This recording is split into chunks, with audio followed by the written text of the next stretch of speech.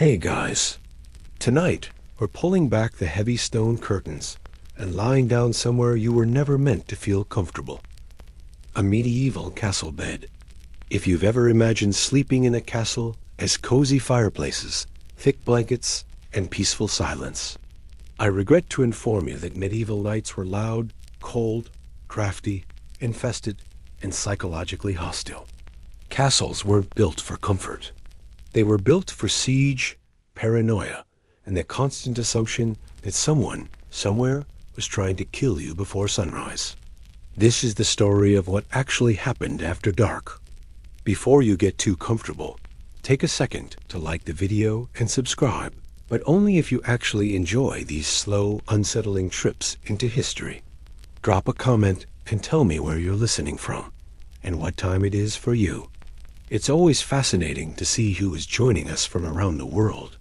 Now dim the lights and settle in as we talk about the creepy truth of sleeping in a medieval castle.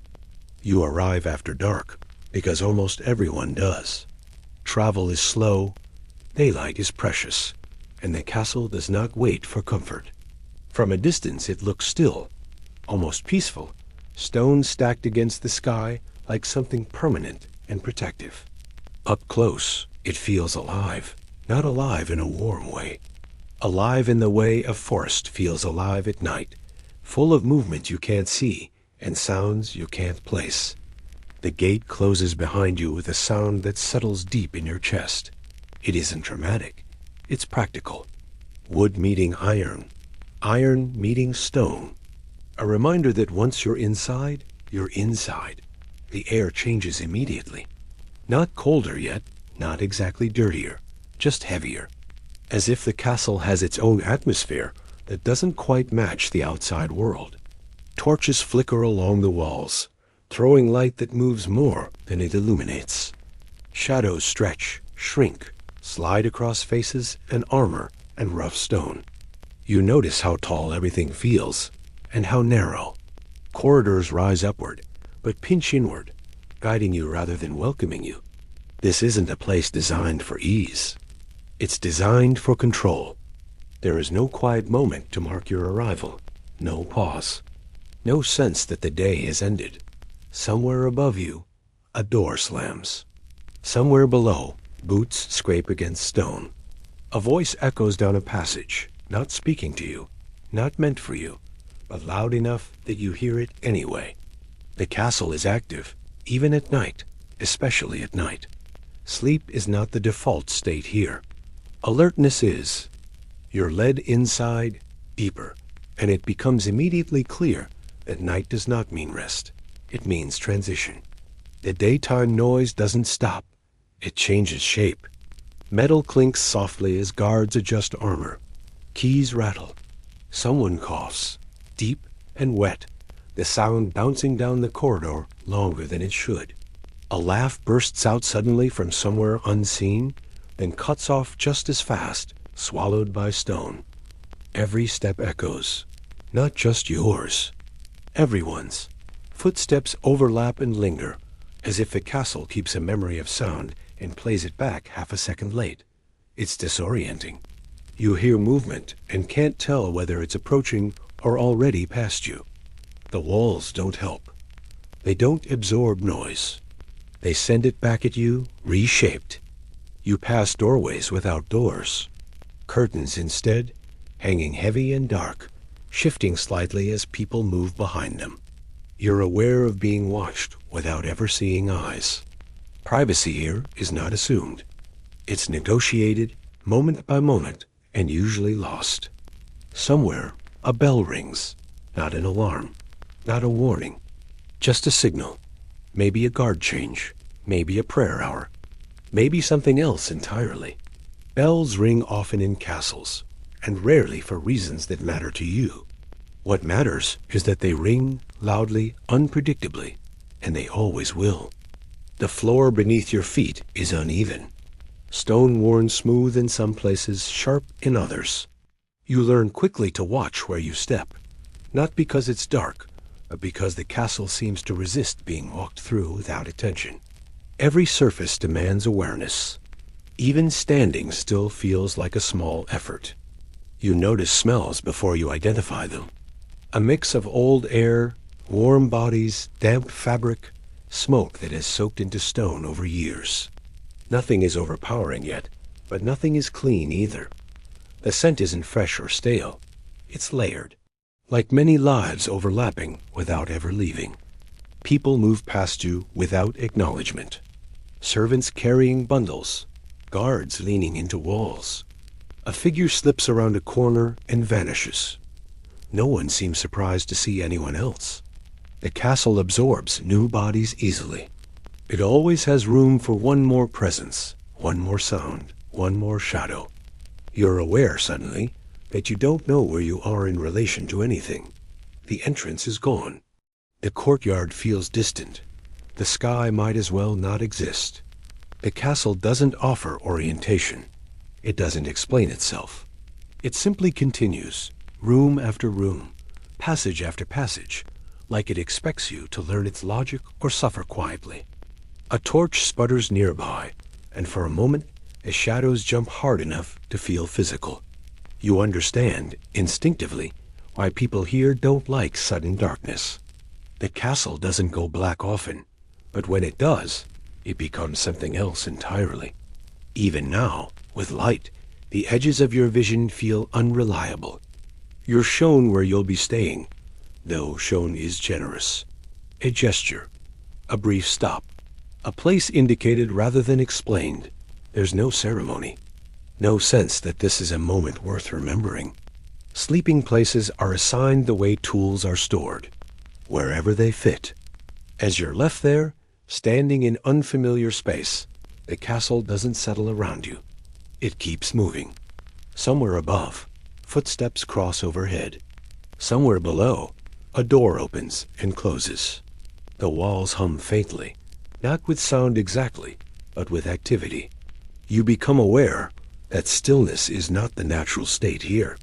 Even at night, especially at night, the castle works. Lying down doesn't bring relief. Even before you try, you can tell.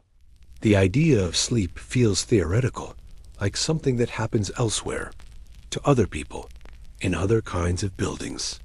Here, night is a different phase of labor. Guards remain alert. Servants remain busy. Animals remain restless. People talk more quietly, but they don't stop talking. Your body reacts before your mind finishes processing. Muscles stay tight. Breathing feels shallow. You listen for patterns that never quite repeat. The castle teaches you quickly that it is not safe to assume silence means safety. Silence often just means distance. You think about the outside world for a moment. About open space. About wind that moves freely. About darkness that belongs to the sky instead of stone ceilings. It already feels far away, as if the castle has closed not just its gates, but the memory of elsewhere. Somewhere close, fabric rustles. Someone turning over.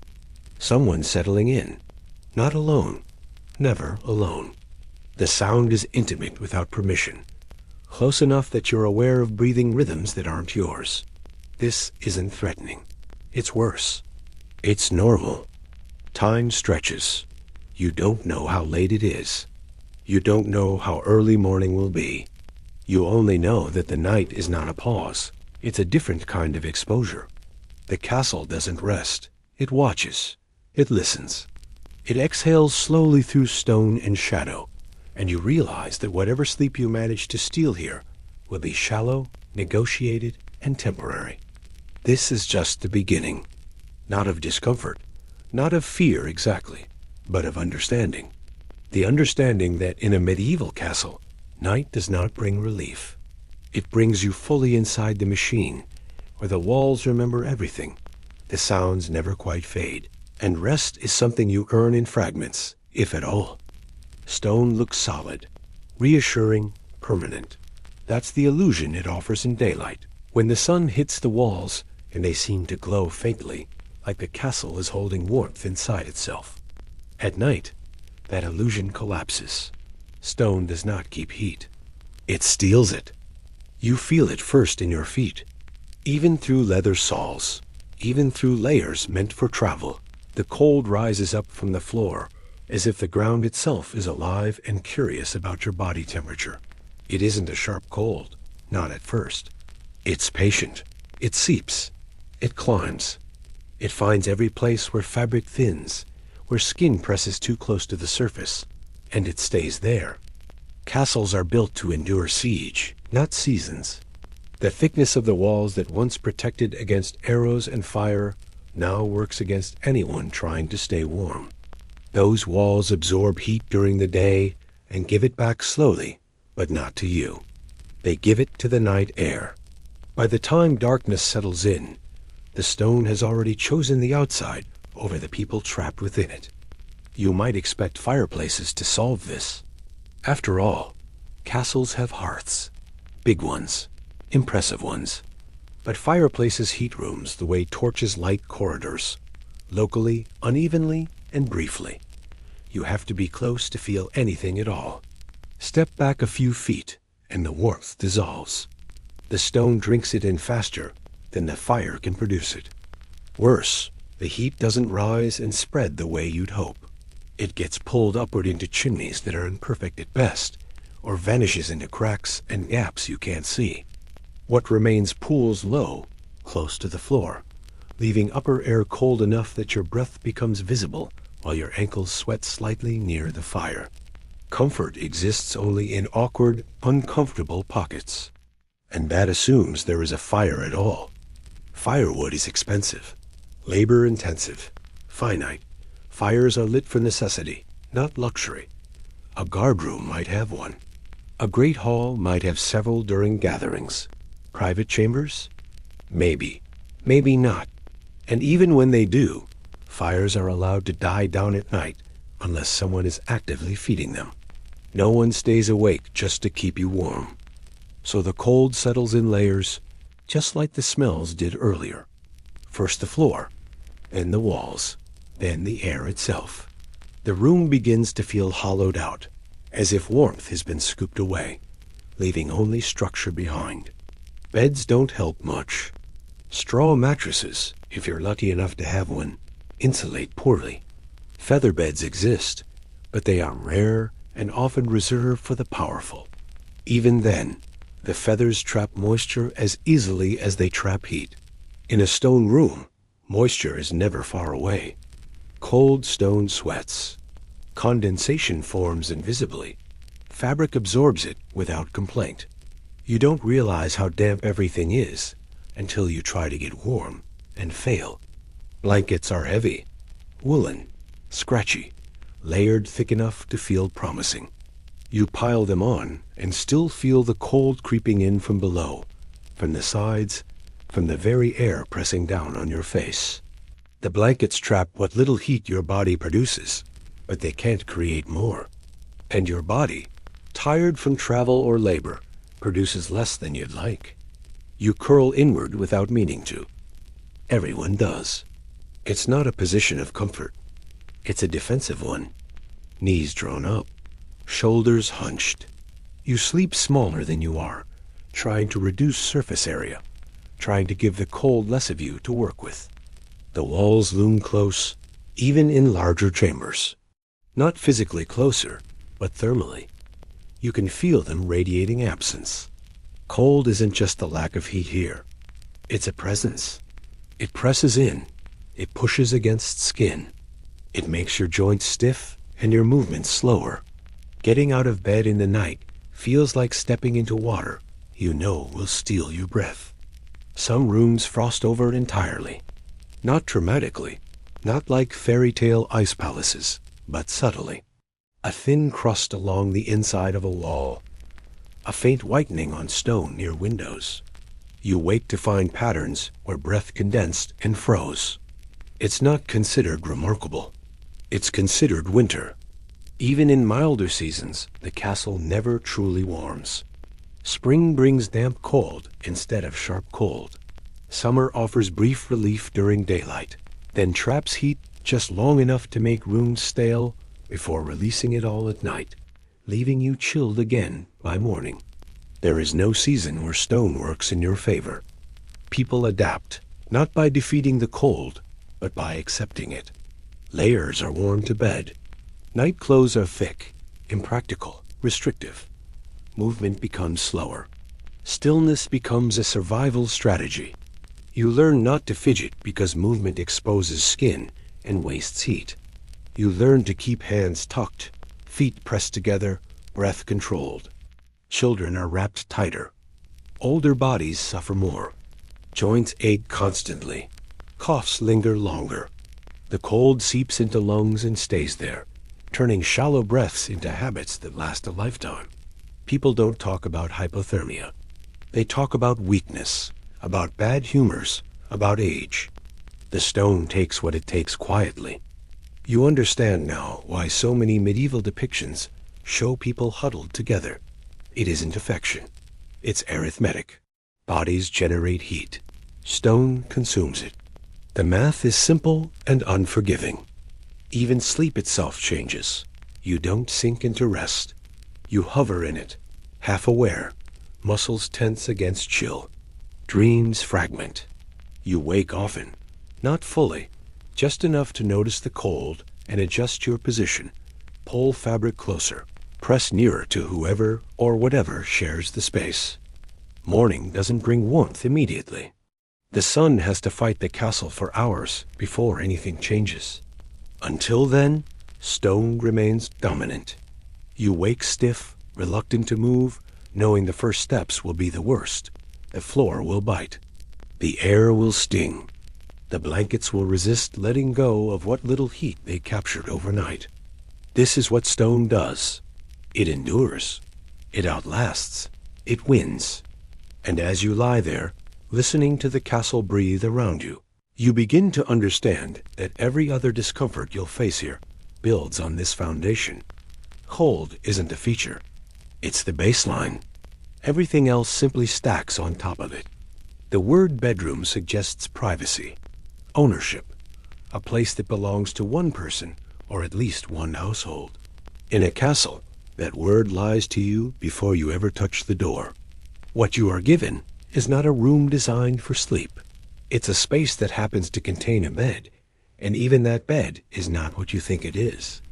The famous four-poster, the one from paintings and storybooks, looks grand at first glance. Tall posts, heavy wood, curtains that promise warmth and seclusion.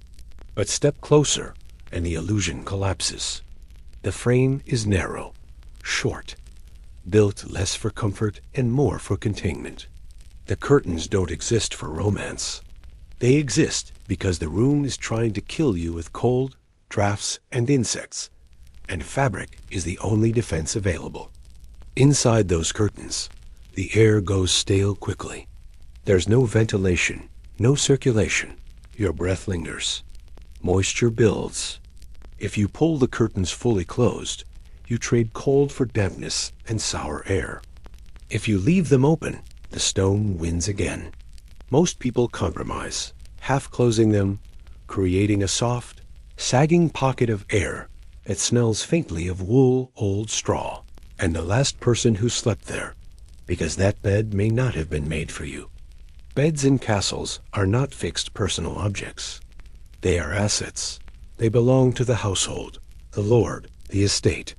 They are used by whoever needs them. Guests, servants, guards, relatives, passing through, sometimes several at once. Sheets, if they exist, are rarely washed. Mattresses are stuffed with straw, reeds, or chaff that slowly breaks down into dust and fragments. Over time, it compresses into uneven ridges, forcing your body into awkward angles, whether you like it or not. You don't stretch out. You fold yourself into the shape the bed allows. The length is the first shock. Medieval beds are short, not because people were dramatically smaller, but because sleeping fully flat was widely associated with death. Corpses lie straight. The living sleep propped, half-sitting, head elevated, chest angled upward. This position also helps with breathing in cold, smoky air and keeps fluids from settling in the lungs overnight. Comfort is secondary. Survival is the goal. Pillows are scarce. Bolsters are hard. Sometimes a rolled cloak substitutes. Sometimes nothing does. Your neck adapts or complains quietly until morning. And privacy, real privacy, doesn't exist here. Rooms are shared by default. A chamber may hold several beds, or one large bed meant for multiple occupants. Screens are rare. Curtains divide space poorly. Sounds travel easily through stone and wood. Breathing, shifting, coughing, whispered prayers. Everyone hears everything. The night is full of small, unavoidable noises that remind you constantly that you are not alone. Even the Lord's chambers are not private by modern standards. Servants sleep nearby. Guards wait outside doors. Attendants come and go at odd hours. Authority requires witnesses. Isolation is suspicious. Solitude suggests secrecy, and secrecy suggests danger. Doors don't lock the way you expect. Some don't lock at all. Others use bars, latches, or wedges that are as much symbolic as functional. You don't secure yourself against intrusion. You rely on hierarchy and custom. Who is allowed where is decided long before night falls. Light is minimal. Candles are expensive and dangerous. Most are extinguished before sleep. Darkness settles in layers, thickened by heavy walls and narrow windows. When you wake in the night, you don't orient yourself visually. You reach out, count steps, trace familiar edges. Your world becomes tactile, measured in textures rather than shapes. The floor near the bed is cold stone or packed earth. Rugs exist, but they are status symbols, not standard features. If there is a rug, it smells faintly of dust and animals and absorbs whatever spills onto it: wine, food, water, blood over years. It softens nothing. It only marks importance. The walls loom close, even if the room is technically large. They aren't decorated for you. Tapestries, when present, serve insulation first, storytelling second. They hang heavy and dull the sound slightly, but they also hide drafts, insects, and the occasional mouse slipping behind the fabric. The ceiling disappears into shadow. You don't know how high it is, and it doesn't matter. Heat rises away from you. Cold settles where you are. The bed is placed not for comfort, but for convenience. Proximity to the fire, if there is one. Distance from the door, if hierarchy demands it. And always, there is the sense that the room is not finished for the night. People come and go. A servant checking the fire. A guard swapping shifts. Someone crossing the chamber quietly, or not quietly at all. The bedroom is a passage, a node, not a destination. Sleep happens here, but it is not protected here. You become aware of how thin the boundary is between resting and being interrupted. Dreams are shallow because your body stays alert. Muscles never fully relax. One ear stays tuned for footsteps, for the scrape of wood, for voices that might mean trouble or simply inconvenience. Even when exhaustion wins, sleep feels borrowed. Personal objects are few. A chest, maybe. A pouch. Most belongings stay close to the body, not stored away. Theft is not always malicious. It's practical. Items move. Ownership is fluid. If you leave something unattended, it may be used, moved, or repurposed by morning. And still, this space is considered shelter. Compared to the outdoors, compared to travel, compared to the lives of those sleeping in barns or under wagons, this is luxury. A roof, walls, a bed of some kind. The standards are different because the baseline is different. You begin to understand that medieval sleep is not about restoration. It's about endurance. The bedroom is not a retreat from the world. It's simply where the world pauses long enough for your body to stop moving. As you lie there, half upright, wrapped in layers that never quite warm, surrounded by the quiet presence of other breathing bodies, and the looming certainty of stone, the idea of sleep as comfort starts to feel like a modern invention. Here, rest is negotiated nightly, bargained for inch by inch, breath by breath, in a space that was never designed to care whether you wake up refreshed at all. Beds in medieval castles were not designed to help you sleep well. They were designed to help you survive the night. Comfort was incidental, sometimes accidental, often irrelevant. By the time you reach the bed, you've already learned this lesson from the walls, the air, and the cold. The bed is not a soft reward waiting at the end of the day. It's equipment. Like boots, like armor, like a cloak pulled tight against weather that never quite leaves the room. Everything about it serves a function, and almost none of those functions involve relaxation. The height comes first. Castle beds are raised well off the floor, sometimes by several feet.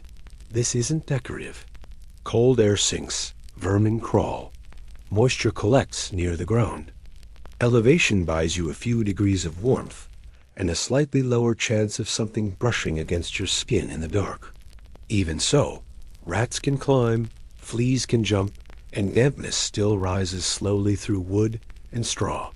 The bed just slows the process. The mattress, if it deserves the name, is a sack, straw, hay, chaff, sometimes feathers if you're wealthy enough to afford what amounts to processed bird insulation. Straw mattresses flatten quickly. They poke through their fabric. They break down into dust that clings to skin and lungs. Over time, they grow uneven, forming permanent depressions shaped by generations of bodies sleeping in the same place. You don't sink into the bed. You perch on it. Beneath the mattress, wooden slats or rope lattice stretch tight. Rope beds are common and require constant maintenance. The ropes loosen over time, sagging under weight, forcing someone to periodically tighten the bed by relacing the entire frame. When the ropes slacken, you sleep tilted, pulled toward the center, like gravity has its own opinion about where you should lie. And you do not lie flat. Sleeping fully horizontal is avoided, not just out of superstition, but practicality. Lungs struggle in smoky air. Cold settles in the chest. Elevation helps breathing, digestion, and circulation in conditions where medicine offers little help. The half-sitting posture also makes it easier to wake quickly. You are never fully surrendered to sleep. The bed keeps you poised, not relaxed. Blankets are layered strategically. Wool closest to the body for warmth, heavier coverings on top to trap air. Linen sheets, when present, act as barriers between skin and wool, preventing chafing and itch. These layers are not washed often. Wool cleans itself, or so people believe. Linen might see water occasionally. Everything smells faintly of human presence, smoke, and time. Curtains transform the bed into a small room within a room. This is one of the bed's most important survival features. The fabric traps body heat, blocks drafts, and keeps insects at least partially at bay. It also creates a psychological boundary, a sense of enclosure in a space that otherwise offers none. Inside the curtains, sound dulls slightly. Outside them, the castle continues breathing. Wood creaks. Stone ticks as temperatures shift. Somewhere, a guard moves. Somewhere else, someone coughs. The curtains don't silence the night, but they soften it enough that sleep becomes possible. Firelight rarely reaches the bed directly. Fires are dangerous, expensive, and carefully managed. When embers die, the bed must carry you through the remaining cold hours alone. Hot stones, warmed near the hearth and wrapped in cloth, are sometimes tucked beneath blankets as improvised heating devices. They cool quickly. Their warmth is brief and precious. Clothing often stays on, not armor, but layers. Shirts, hose, sometimes even outer garments. Undressing fully risks hypothermia, especially in winter. It also leaves you unprepared if you need to move suddenly. Fire, intrusion, illness. The bed assumes interruption as a possibility, not an exception. Personal bedding is rare. Many people sleep where told, using what's available. Blankets and mattresses rotate between occupants. You adjust to the bed rather than expecting it to adjust to you. Familiarity comes not from ownership, but from repetition. Children, adults, and elders all adapt to this same system. Bodies learn the language of the bed early. You know where to place weight, how to wedge yourself for warmth, how to avoid the worst pressure points. Sleep becomes a learned skill, not a natural state. The bed also serves non-sleep functions. It's a place to receive visitors when illness strikes, a seat for important conversations, a platform for births and deaths alike. Life happens here because this is where the body is most contained, most manageable. The bed is a stage for vulnerability in a world that offers few safe places to be vulnerable at all. You begin to understand that medieval beds are not failures of comfort. They are solutions to problems you no longer have to think about. Central heating, clean air, privacy, locks, silence. Remove those things, and the bed stops being furniture and becomes shelter. As you lie there, supported by rope and straw, wrapped in fabric meant to outlast you, breathing air that tastes faintly of yesterday's fire, the bed does exactly what it was designed to do. It keeps you off the floor. It keeps you marginally warmer than the room. It holds you in a position that lets you wake quickly if you must. It does not promise rest. It promises that if nothing goes wrong, you might still be alive when morning light finally pushes its way through the narrow windows and the castle begins moving again. Straw is the beginning of most castle sleep, and also the reason it never truly feels clean. It arrives dry, sharp, and pale, bundled from fields months earlier, carried inside with whatever the harvest dragged along with it. Dust, seeds, insects already living between the stalks. Once stuffed into a mattress sack, it becomes bedding. Once slept on, it becomes something else entirely. Straw breaks down fast. Each night compresses it further, snapping hollow stems into fragments that migrate through fabric seams. The mattress thins unevenly, developing ridges and hollows that never quite match the body resting on them. You wake with pressure points you didn't go to sleep with. A hip against wood, a shoulder sinking too deep, a spine learning the exact geometry of the frame beneath. And straw does not stay dry. Castles breathe moisture. Stone pulls it from the air. Walls weep invisibly.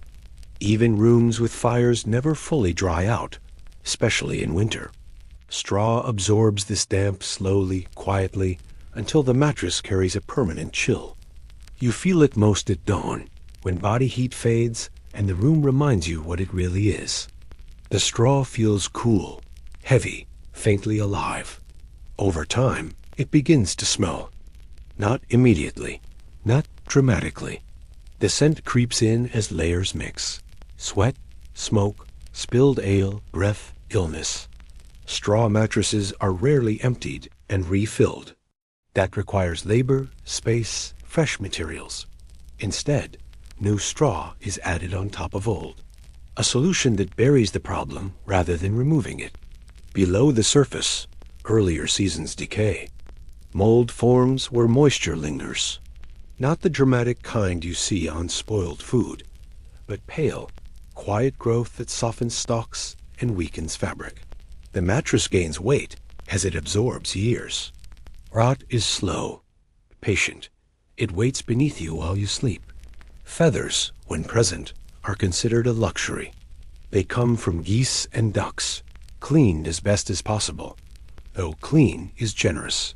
Feathers trap air better than straw. They mold themselves to the body. They feel, briefly, like comfort, but they bring their own problems.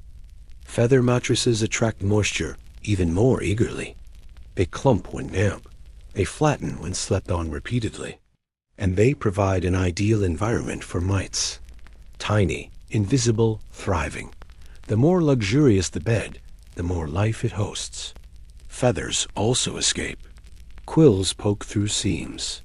Fine down drifts into the air with every movement, floating through candlelight like pale snow. You inhale it. It settles in hair, in clothing, in the folds of curtains. The bed sheds itself slowly into the room. Regardless of filling, the mattress is rarely personal. Beds outlast people.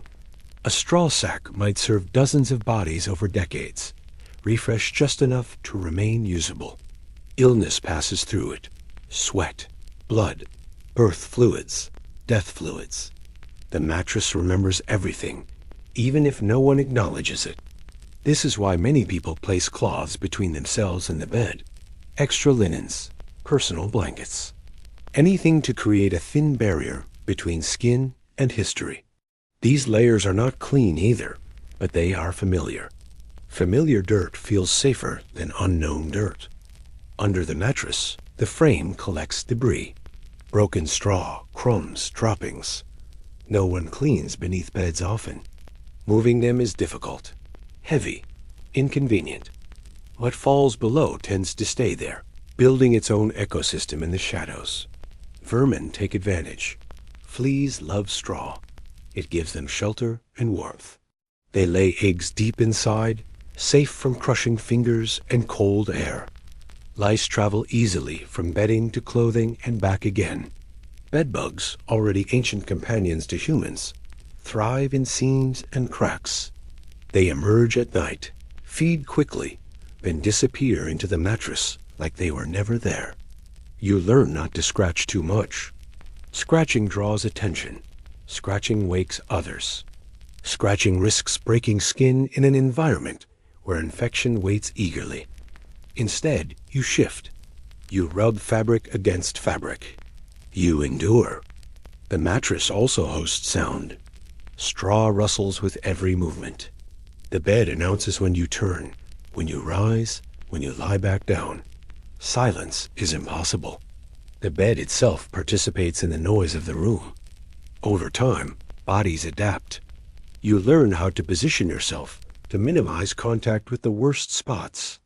You memorize where the straw is thinnest, where the feathers have migrated, where the frame presses through. Sleep becomes a negotiation rather than a surrender. Some people periodically flip mattresses to redistribute filling. This helps briefly. Gravity wins eventually. Everything settles back into familiar decay. There is no concept of replacement on a schedule.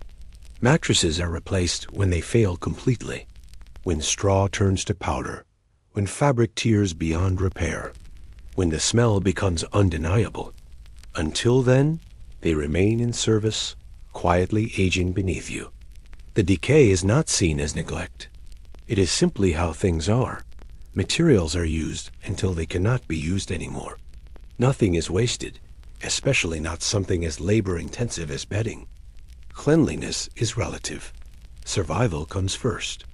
And yet, despite all of this, people sleep.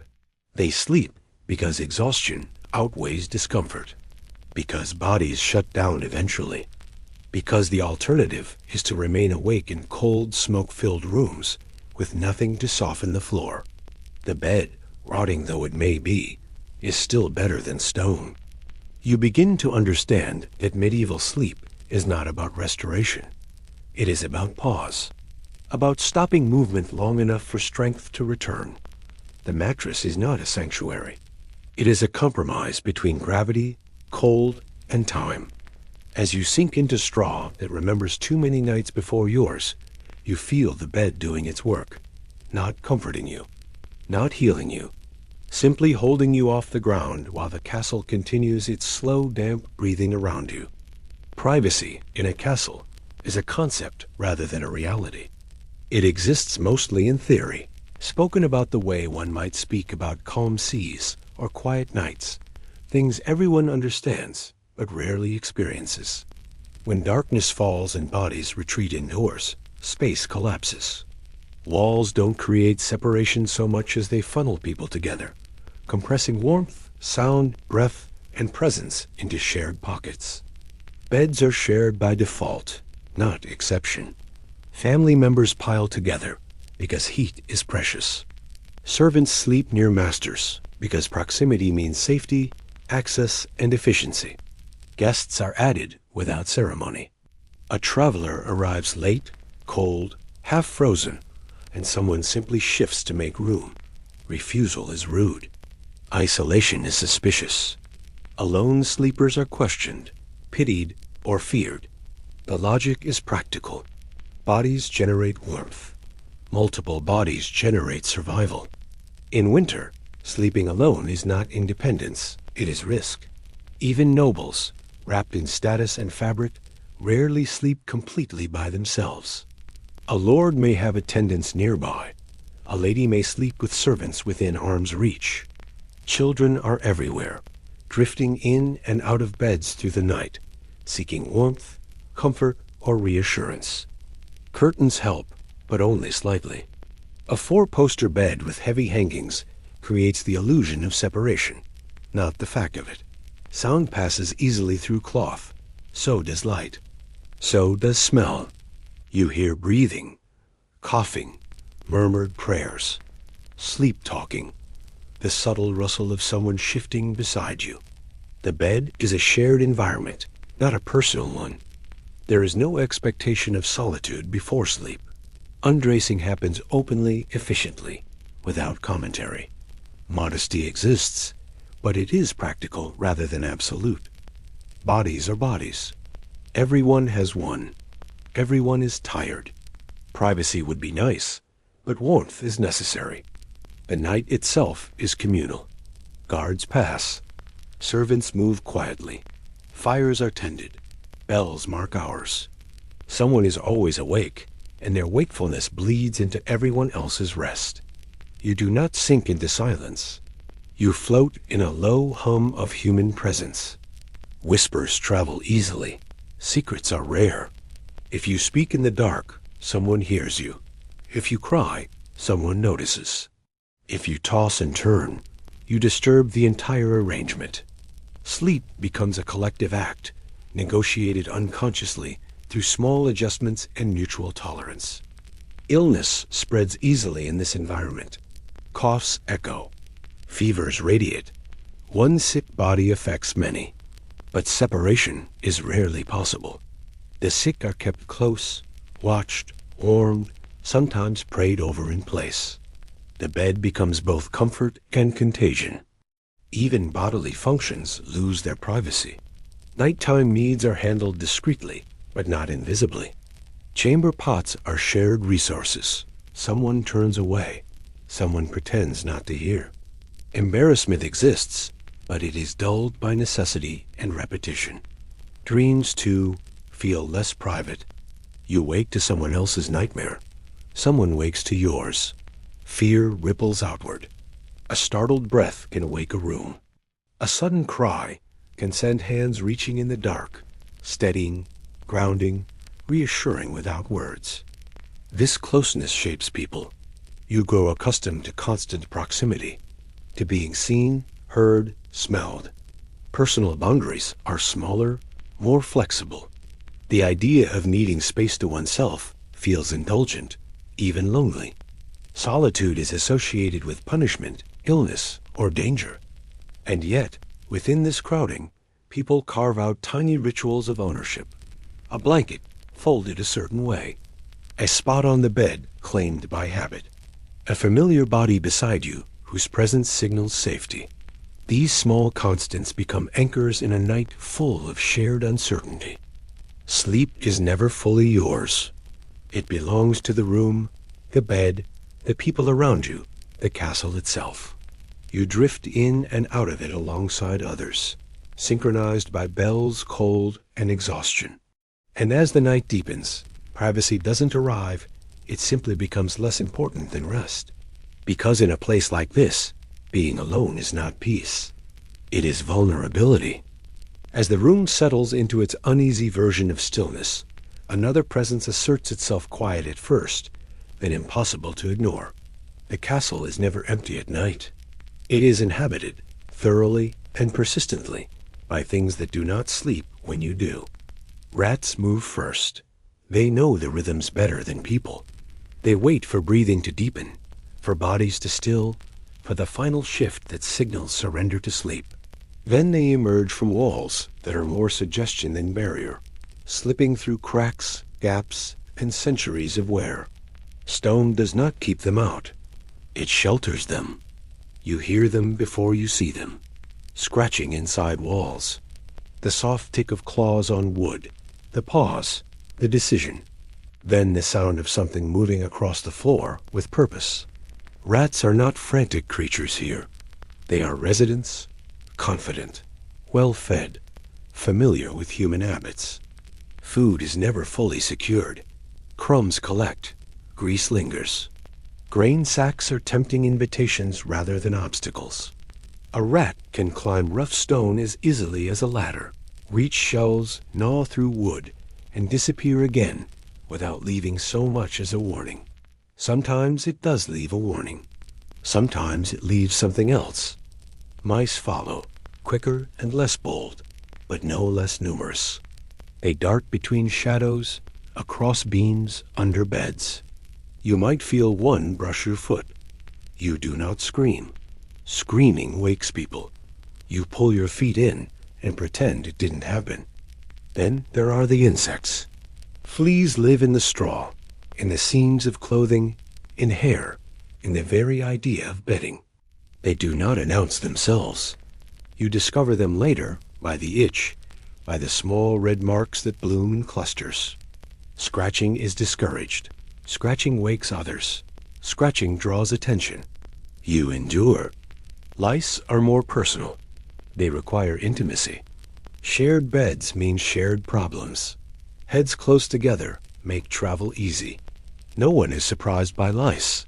They are discussed the way weather is discussed. Unpleasant, unavoidable, persistent. You pick them when you can. You don't expect to be rid of them. Bedbugs are the most patient. They hide in wood joints, behind hangings, within the frame itself. They wait until the room is still and dark, then emerge slowly. You feel the bite only later.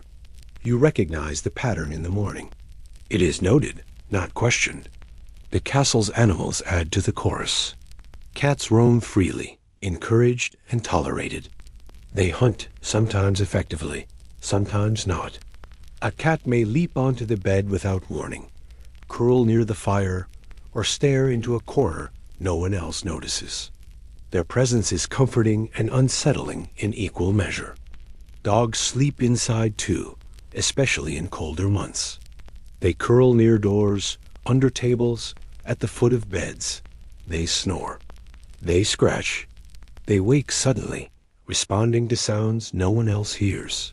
Their alarms ripple through the night, answered by distant barks echoing down stone corridors. Owls call outside. Their cries slick through arrow slits and broken shutters, sharp and sudden. To some, it's just a bird. To others, it's a warning. You listen anyway. The night is full of messages, whether you believe in them or not.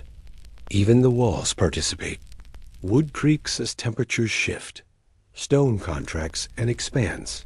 Old beams settle with low groans. The building is alive in its own way, speaking constantly, reminding you that nothing here is static. And beneath it all, the smell. Animals leave traces. So do insects. So does damp straw. So does rot. The air carries a layered scent of fur, waste, mold, and smoke. You breathe it in whether you want to or not. By morning, it will cling to you. Occasionally, something bolder happens. A rat knocks over a vessel. A cat hisses. A dog lunges and misses. Someone wakes abruptly.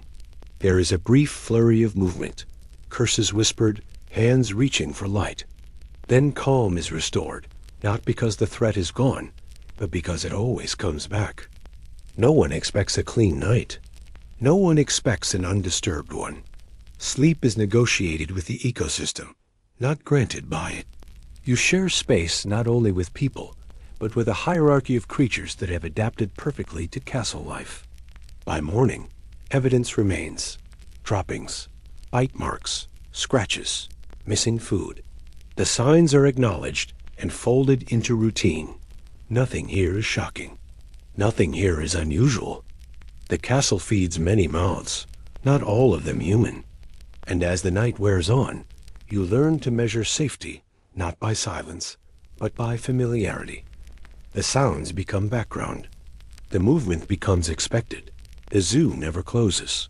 You sleep anyway, because exhaustion outweighs fear, and because this has always been how nights work here. Just when you begin to believe you've learned the castle's rhythm, just when the rats fade into background noise and the insects become an accepted tax on rest, you realize something else entirely. The castle is loud. Not explosively loud, not constantly shouting, but never, ever quiet. Silence, the kind you're used to, does not exist here. Sound seeps through stone the way cold does. It doesn't knock. It doesn't ask permission. It arrives slowly, then settles in, filling every corner of the room. Even when nothing is happening, something is always happening. Somewhere deep below, a door closes, not slams closes. The sound travels anyway. Stone corridors act like amplifiers, carrying footsteps far beyond their source.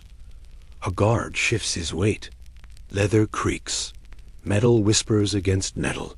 Keys jingle softly, a sound so familiar it barely registers, yet sharp enough to slice through half-sleep. Footsteps echo, then echo again, then again. You can't tell how far away they are. Distance lies in castles. A step that sounds close might be 2 floors down. A voice that sounds distant might be just beyond the wall. You stop trying to map it. The building refuses to be understood.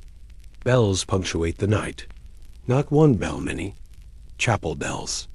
Watch bells. Time bells. Warning bells. Each with its own tone, its own purpose, its own authority. They don't ring gently. They declare. They announce hours, shifts, prayers, changes in watch. Even in sleep, your body learns to flinch at their sound. Some bells ring on schedule. Others ring because someone decided they should. A guard marking time. A priest calling prayer. A servant signaling a task. Bells don't care if it's midnight. Bells don't care if you're asleep. Voices drift through walls like smoke. Low murmurs. Muted laughter. Arguments that rise and fall without context. A servant complaining. A guard boasting. Someone drunk enough to forget where they are. The stone carries tone better than words. You hear emotion long before meaning. There is coughing. Always coughing. Smoke does damage quietly and persistently, and nights are when lungs finally protest. Deep, wet coughs echo from nearby rooms. A child's cough. An old man's cough. The kind that rattles and then just stops. You listen carefully when it stops. Someone snores nearby. Loudly. Someone else answers with a different rhythm.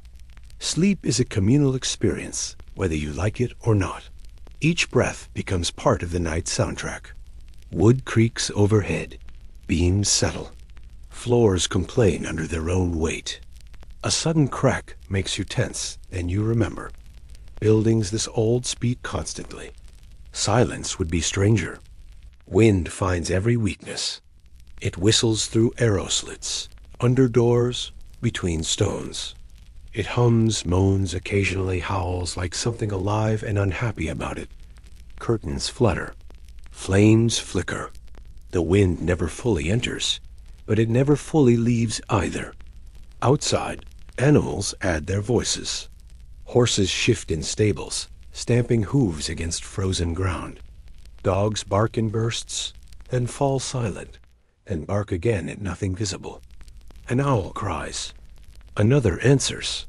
Somewhere farther out, wolves remind the castle why walls exist in the first place.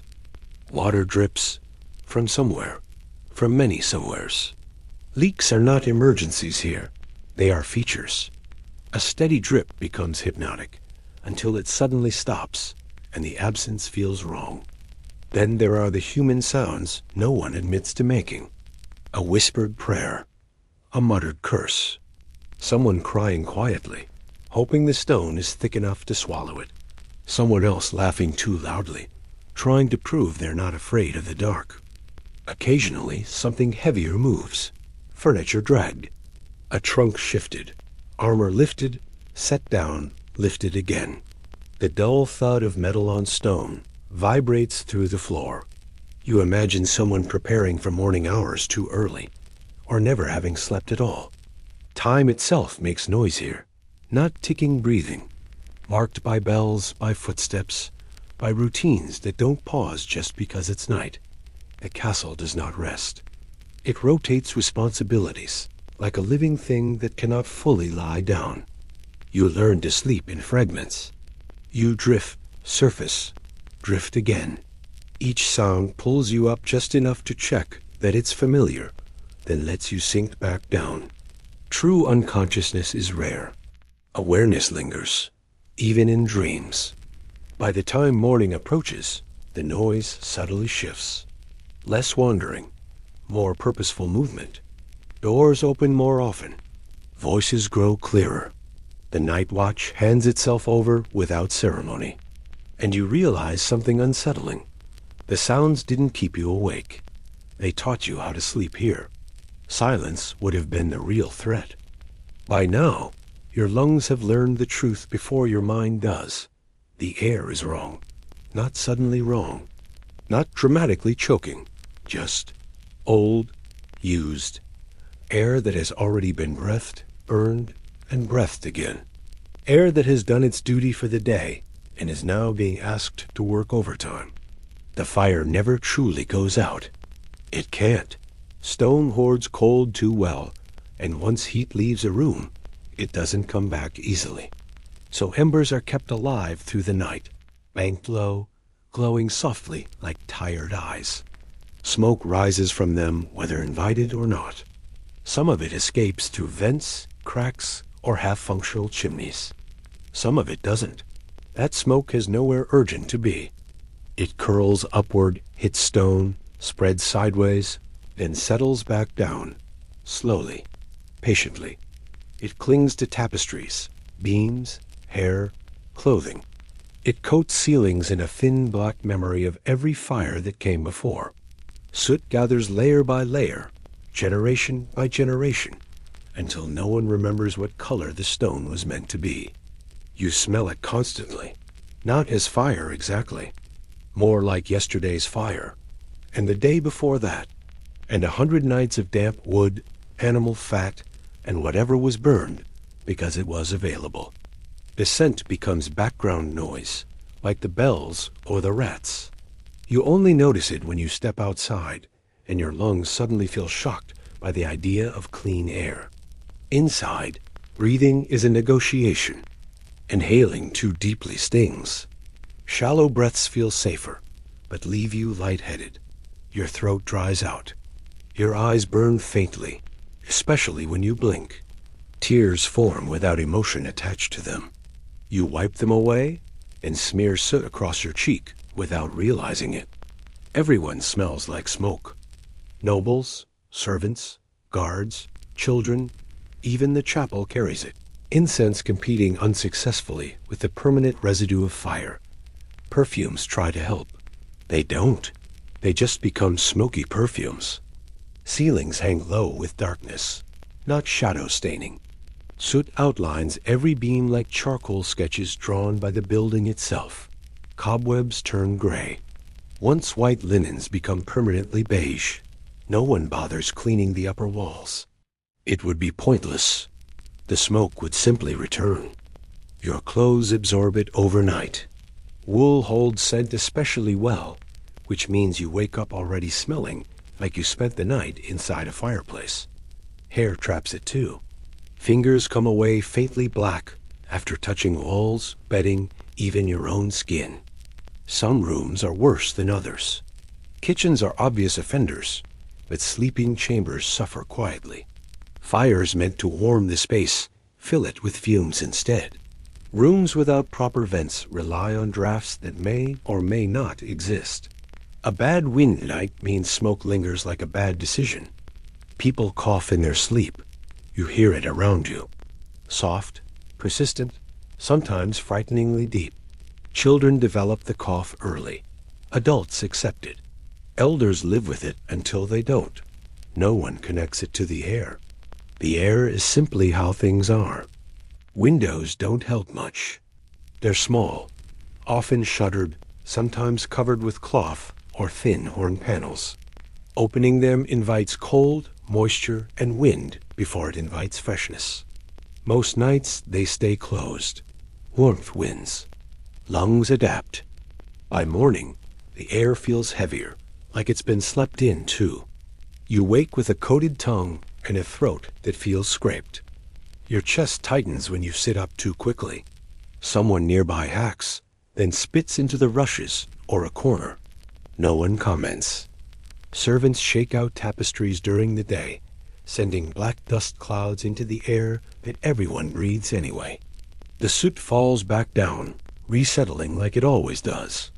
Cleaning is an illusion of control. Outside, chimneys belch smoke into courtyards and alleys, feeding the castle's internal fog. The building breathes in its own exhaust. On still days, the haze barely moves. On damp days, it clings lower, making everything smell sour and wet. At night, when doors close and fires dim, the stale air becomes more noticeable. There's no breeze to disturb it. It sits, layered and tired, carrying whispers of burned meals, tallow candles, and last winter's fuel. You adjust without realizing it. Your breaths shorten. Your body learns how much air it can tolerate.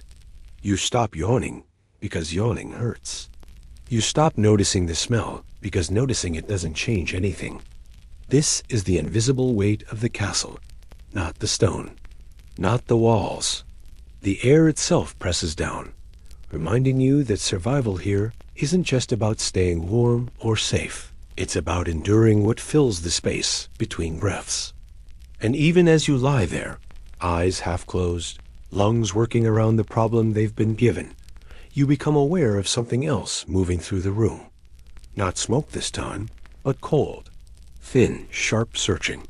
It slides along the floor, finds gaps beneath doors, creeps through stone joints. The air shifts again. The wind never asks permission. It doesn't knock. It doesn't announce itself. It simply finds the places the stone forgot to seal and reminds the castle that walls, no matter how thick, are still arguments waiting to be lost. Arrow slits are the most obvious betrayals. They were never meant for comfort. They were designed to kill while keeping the killer safe. Narrow vertical wounds cut into the castle's skin. By day, they frame slices of sky like in different paintings. By night, they become funnels. Wind slips through them with purpose. It arrives thin and sharp, slicing the room into cold zones you learn to recognize instinctively.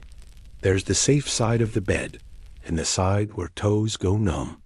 The corner where breath fogs instantly. The stretch of floor that never quite dries, no matter how many fires burn nearby. The wind doesn't rush. It probes. It snakes along stone, curls around furniture, lifts the edges of tapestries, just enough to remind you they're decorative lies. Heavy fabric helps, but only slightly. The cold seeps through wool, the way smoke seeps through cracks patient, inevitable. You hear it first. A low whistle, almost thoughtful. A change in pitch as it squeezes through a narrower gap. Sometimes it hums like a distant voice. Sometimes it screams briefly, as if offended by resistance. Guards call it nothing. Servants curse it quietly. Everyone else pretends it's normal. Because it is. Arrow slits face outward toward valleys, rivers, forests. Whatever the weather is doing out there, the castle invites it inside. Rain blows in sideways during storms, misting stone floors and soaking rushes. Snow sneaks through as fine dust, melting instantly into cold dampness that lingers until spring. On high floors, it's worse. The wind gains confidence the higher it climbs. Towers act like instruments, amplifying sound and force. A slit placed for a perfect shooting angle becomes a perfect channel for winter to make its case. You pile bedding higher. You turn sideways. You sleep with your back to the worst of it, curling instinctively, protecting organs like an animal does. Faces stay hidden. Hands tuck under chests. Even breathing shifts, shallow and careful, to avoid drawing cold too deeply inside. Sometimes shutters exist. Sometimes, when they do, they're wooden, warped, imperfect. They rattle, they leak. Closing them reduces the wind, but increases the darkness and stale air. It's always a trade. You choose your discomfort based on which feels less threatening tonight. The wind carries smells too. Wet leaves, animal waste, smoke from distant fires.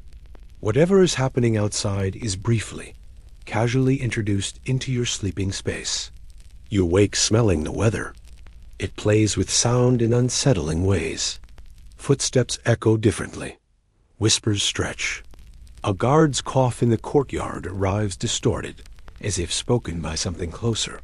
On stormy nights, the castle seems to breathe, exhale, groan.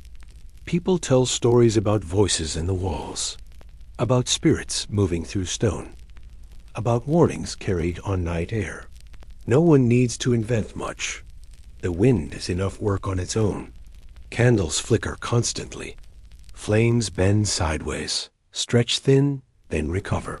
Sometimes they go out entirely. Darkness returns instantly, thicker than before, bringing cold with it like a companion. Children wake crying, swearing something touched them. Adults don't argue. They know how it feels when a blade of cold slides across exposed skin without warning. It feels intentional, even when it isn't. Sleep becomes lighter. You drift, wake, drift again. Each gust rearranges the room's temperature map. Comfort never settles long enough to trust. The castle was built to resist armies, not weather. Stone stops swords. It does nothing against air that knows how to wait. And while the wind slips in through its narrow doors, it carries with it sounds from outside the walls, distant animals, shifting trees, movement you can't see. The world beyond the castle presses close, curious, audible. Somewhere below, something scrapes. Somewhere above, something flaps. The wind threads those noises together, weaving a restless tapestry of reminders that even behind stone, the night is still very much alive. Light is never neutral inside a castle. It doesn't comfort. It doesn't soften the dark. It exposes you to it. Every flame you light becomes a signal to insects, to rodents, to guards passing in corridors, and sometimes to people you would rather not be seen by at all. Darkness hides flaws. Light announces them. Candles are precious, and that alone changes how they're used. You don't scatter them generously. You ration them. One taper, maybe two, positioned carefully, so the flame does the most work possible before it dies.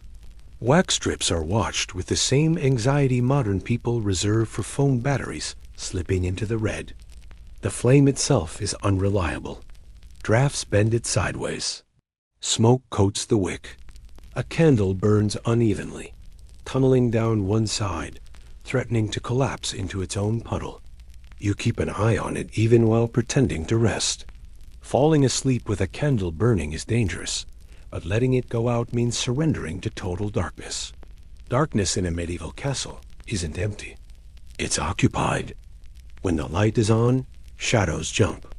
Tapestries ripple slightly with air movement, making figures seem to shift. Armor in corners catches flickers and throws them back as brief, metallic flashes. Faces carved into stone appear and disappear as the flame wavers, expressions changing with every breath of air. Light creates motion where none exists, and it creates visibility where privacy is already fragile. A lit candle turns thin curtains into silhouettes. Anyone passing the doorway can see movement, someone turning, sitting up, pulling bedding closer. You learn to stay still when the light is on. Stillness is safer. Windows offer no help. At night, they are black mirrors, reflecting the candlelight back into the room. You don't see outside. You see yourself distorted, doubled, ghost-like. People avoid looking too long. There are stories about mirrors stealing souls. But even without superstition, watching your own reflection float in darkness feels wrong. Firelight also attracts life. Insects drift in, drawn by warmth and glow. Moths beat themselves against flames until they burn. Beetles crawl toward the heat and fall into wax pools, sizzling softly. Their smell mixes with smoke and tallow, thickening the air. Rats notice too. Light outlines food scraps. It reveals crumbs you missed. It shows pathways across beams and ledges. A dark room hides them. A lit one invites investigation. Then there's the matter of guards. Corridors aren't private. Watchmen pass regularly, carrying lanterns that swing, spilling light under doors and across thresholds. When your candle is lit, it answers back. The exchange of light marks occupancy. It tells others you're awake, or pretending to be asleep. In noble chambers, this matters less. In shared spaces, it matters deeply. Light suggests vulnerability. It suggests distraction. It suggests you might be someone worth listening to, watching, or questioning. People learn to time their light. Late enough to settle, early enough to extinguish before patrols shift. There's an unspoken etiquette to it. Leave the flame too long, and you're careless. Let it die too soon, and you invite accidents, trips, spills, collisions in the dark, and accidents are remembered. Fire is always one mistake away from catastrophe. Bedding catches easily. Straw smolders quietly before it burns. Tapestries are beautiful and deadly. Everyone has heard stories of rooms lost overnight, of smoke choking sleepers before flames ever reach them. So the candle becomes a negotiation. You use it just enough. You place it just far enough away. You trust it just long enough. Even moonlight can betray you. When it slips through slits or narrow windows, it draws silver lines across floors and beds. Movement becomes visible again. A turning head, a hand lifting, a restless shift. Light outlines the human shape in spaces where humans were never meant to feel safe. Eventually, the flame goes out, either by choice or necessity. Darkness rushes back in, not gently, but completely. Your eyes strain. The room rearranges itself in your imagination. And in the absence of light, every sound sharpens. Every breath feels louder. Every movement feels watched. Because light doesn't just let you see the castle. It lets the castle see you. And once the darkness settles again, the night takes advantage of that brief exposure, filling the space with the subtle, relentless presence of things that move better when you cannot see them at all. Smell is the first thing that reaches you, and the last thing that lets you forget where you are. A castle doesn't smell like one place. It smells like everything at once, layered and unmoving, trapped in stone that absorbs and remembers. Cold air holds scent longer. Dampness fixes it in place. Nothing disperses quickly, and almost nothing truly leaves. The moment you step inside, your body registers it before your mind does. Smoke, always present, even when no fire is burning nearby. Old smoke, soaked into beams, mortar, tapestries, clothing, hair. It never smells fresh. It smells tired, bitter, as if the air itself has been used too many times. Under that comes human scent. Not perfume, not soap, just people. Sweat trapped in wool that never fully dries. Breath in shared spaces. Skin oils rubbed into wood and fabric over generations. Beds carry it strongest. Straw, feathers, furs, all organic, all absorbing what lies on them night after night. No amount of shaking or airing truly cleans them. And then there is damp. Stone sweats. Walls hold moisture that seeps out slowly, feeding mold and mildew that grow invisibly but announce themselves loudly. The smell is sour, earthy, faintly sweet in the worst way. In corners and behind hangings, it thickens, untouched by light or airflow. You don't see it, but you breathe it. The latrines add their own layer, even when they're distant. Waste drops down shafts into pits that are emptied only when absolutely necessary. The smell travels through corridors, creeping along airflow paths, rising at night when temperature shifts pull air upward. You learn which areas are worst by instinct, not signage. Nearby kitchens don't help. Grease, boiled meat, old fats reused too many times, spilled broth soaking into floors, scraps tossed aside and missed. Even when cooking stops, the smell lingers, heavy and clinging. It doesn't signal comfort. It signals survival. Animals deepen it. Horses kept close for security. Dogs sleeping in halls. Chickens wandering where they shouldn't. Each brings its own scent, manure, wet fur, feed. These smells mix freely with human ones, indistinguishable after a while. The castle doesn't separate lives. It compresses them. And then there are the bodies that don't move anymore. Illness is common. Death is not distant. Someone was sick here recently. Someone died nearby not long ago. Even after removal, something stays behind. Blood scrubbed with water and ash still leaves a metallic trace. Sweat from fevered bodies seeps into bedding. The smell of decay doesn't announce itself dramatically. It fades slowly, lingering just long enough to be noticed and never long enough to be confronted directly. You stop reacting to it. That's the strangest part. At first, every breath feels wrong. You hold your sleeve to your nose. You turn your head. You swallow discomfort.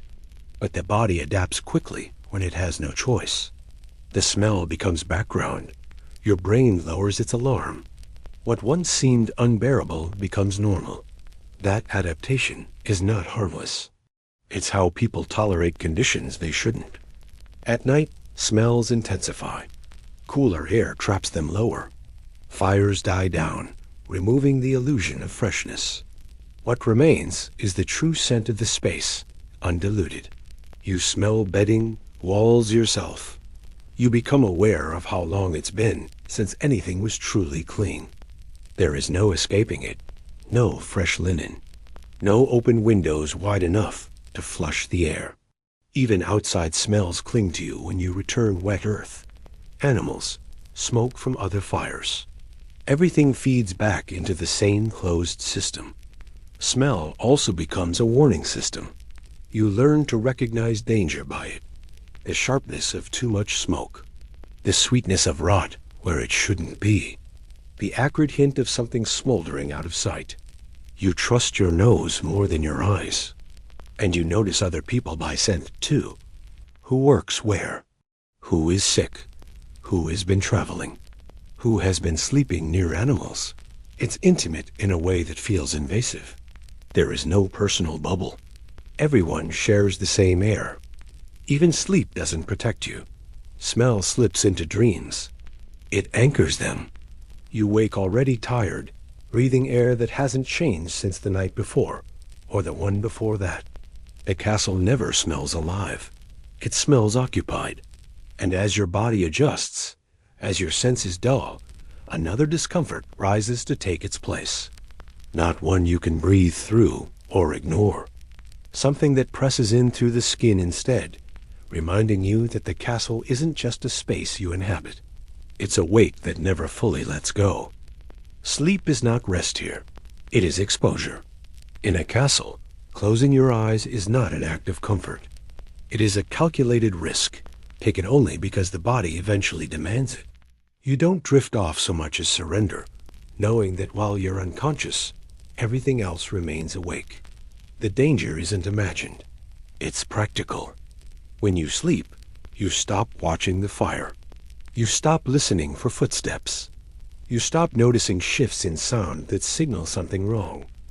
A candle guttering too low. A beam cracking under strain. A door opening where no door should open at night. Waking life in a castle is built around vigilance. Sleep removes it. This is why people don't sleep deeply. Most castle sleepers hover in a shallow state, half aware, easily startled. Bodies curl inward. limbs stay tense. People wake at the slightest noise, because not waking could mean missing something that matters. Fire spreading, someone entering, a cry for help that needs answering immediately. Even the posture of sleep reflects this fear.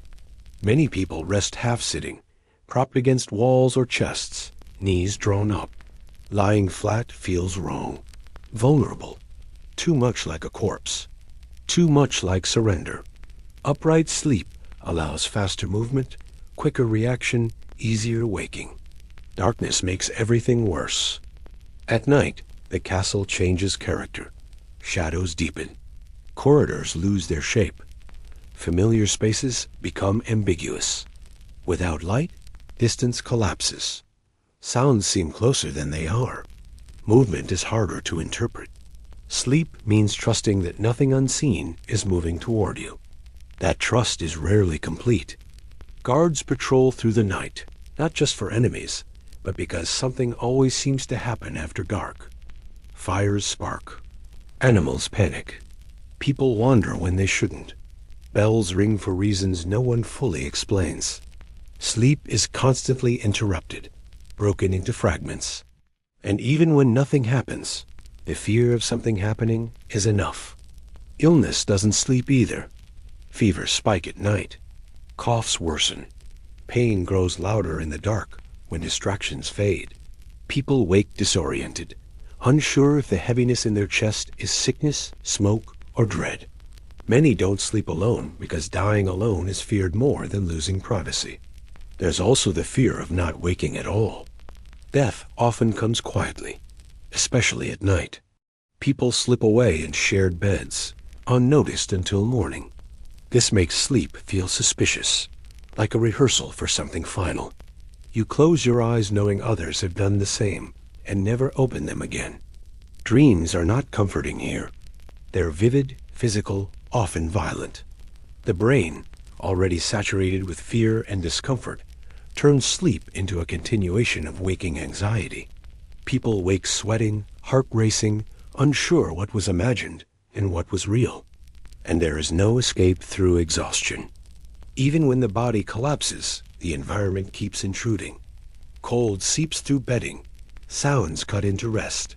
Smells anchor the mind to place. You don't disappear into sleep. You remain inside the castle, aware of it pressing in around you. Sleep also means being defenseless against others. Theft often happens at night. So does violence. A sleeping body can't protect possessions, dignity, or safety. This is why valuables are hidden close, why knives stay within reach, why people sleep with one eye open, figuratively and sometimes literally. Children learn this early. They wake easily. They sleep lightly.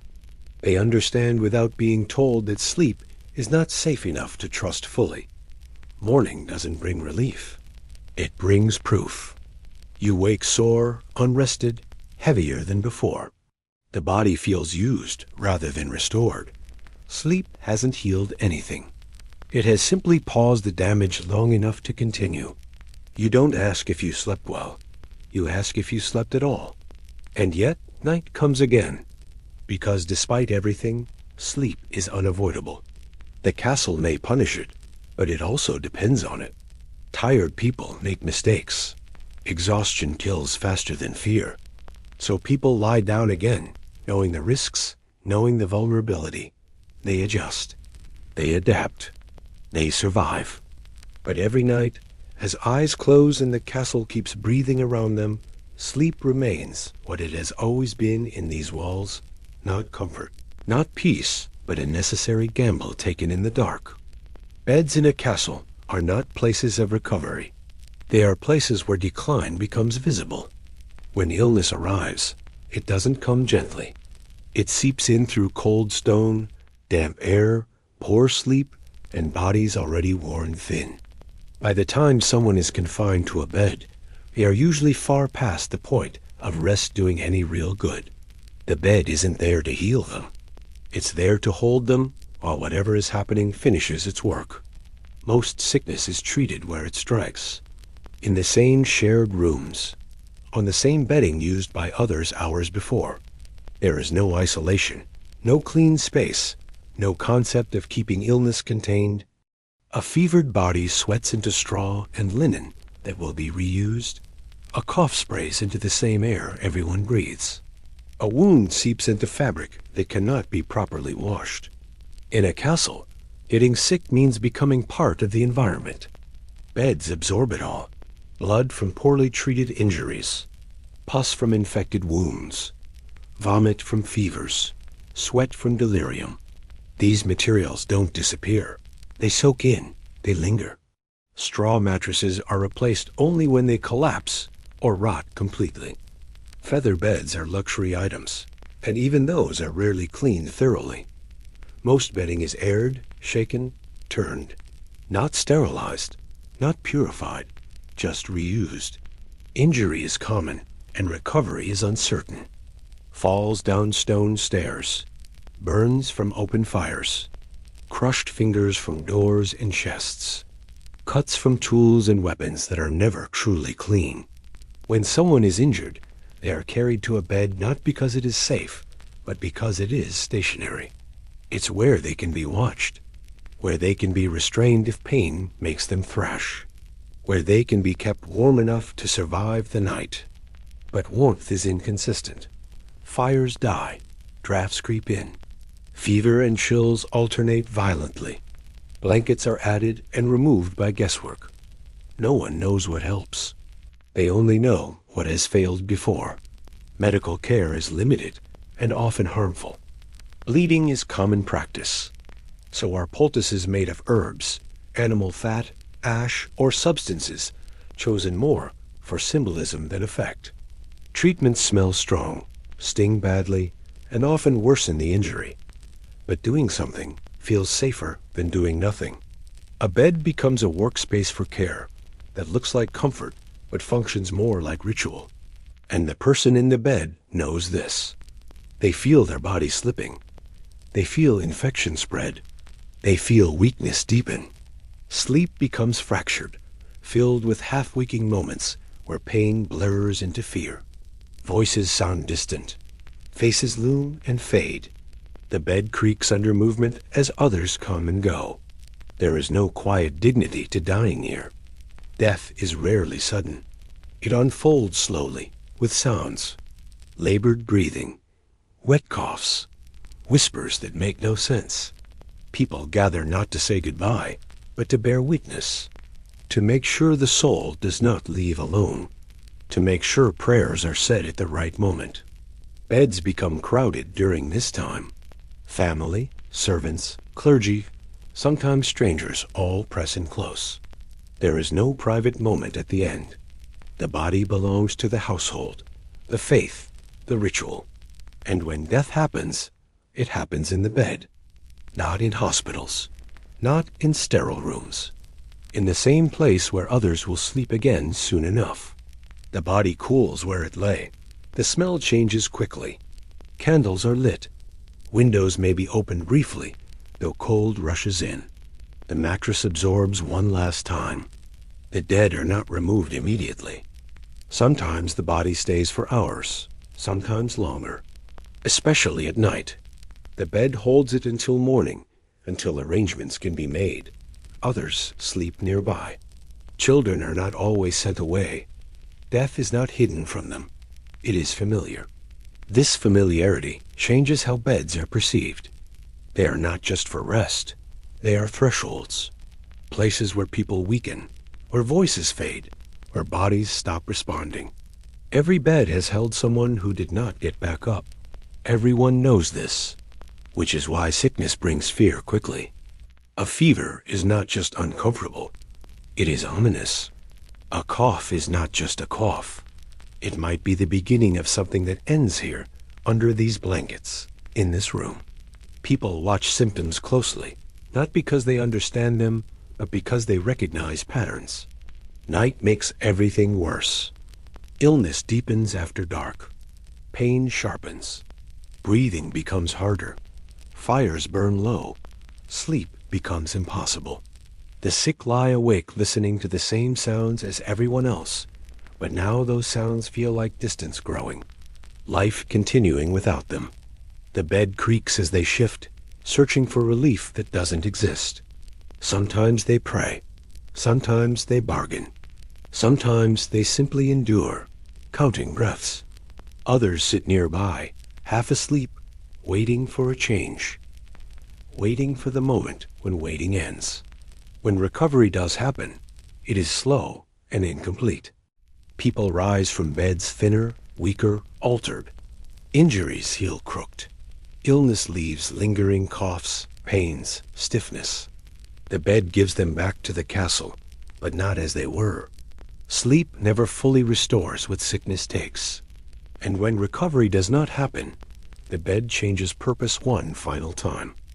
It becomes the place where the living confront what happens to all of them eventually, where they learn that rest does not always lead to renewal, where the castle claims another body, quietly, without ceremony beyond what those present can manage.